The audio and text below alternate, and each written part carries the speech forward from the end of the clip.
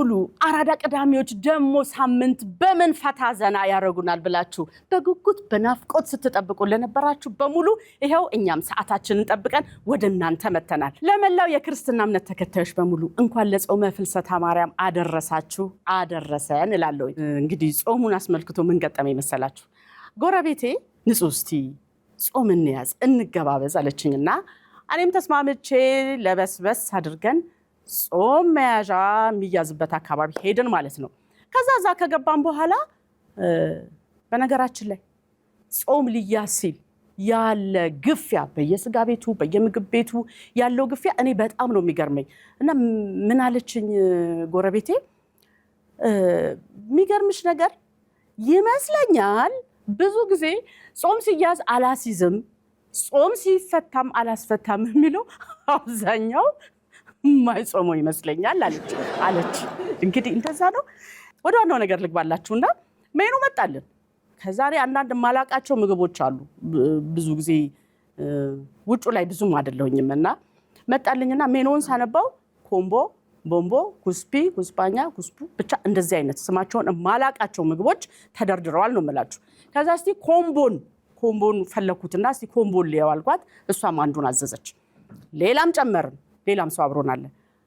የገረመኝ ነገር ግን ሜኑ ላይ ያለውን ዋጋ ድምር ስንደምረው 16 ቀን ጾም ለመያዝ የ16 ወር አስቤዛ መናጋ ነው ይሳቡ። ስለዚህ አሰብኩትና እንግዲህ ለሽሚቺ ነገር ብትቀርብን ይሻላል።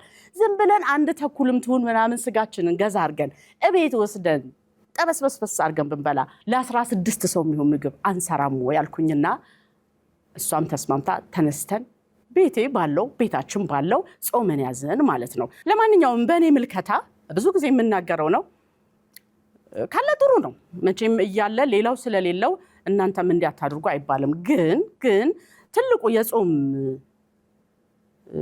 ጾም መሆን አለበት ብዬ የማምነው አንደኛው መጾሙ ነው።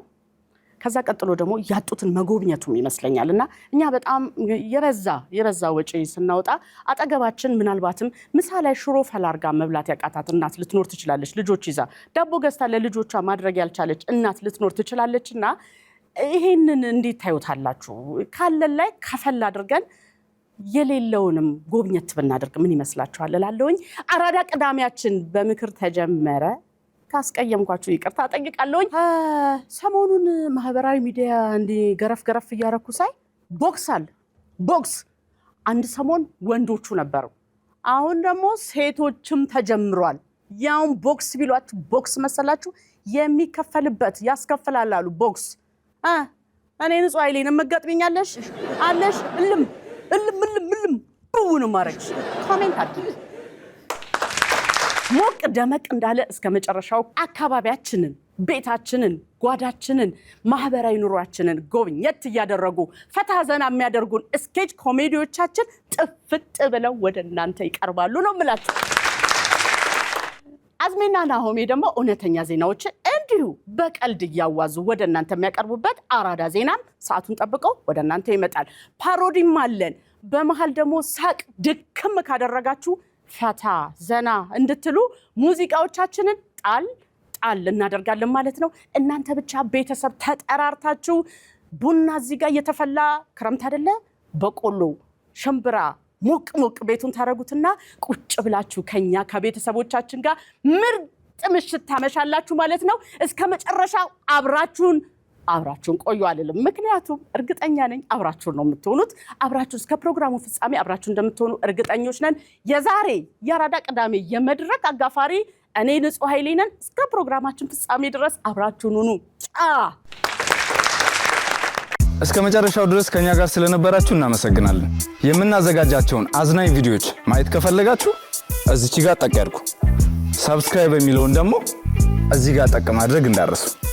በቀጣይ ቪዲዮ እንገናኝ።